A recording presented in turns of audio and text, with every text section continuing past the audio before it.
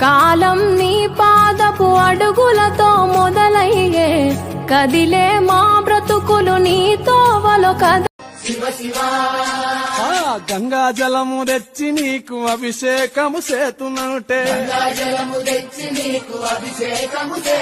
మరి గంగా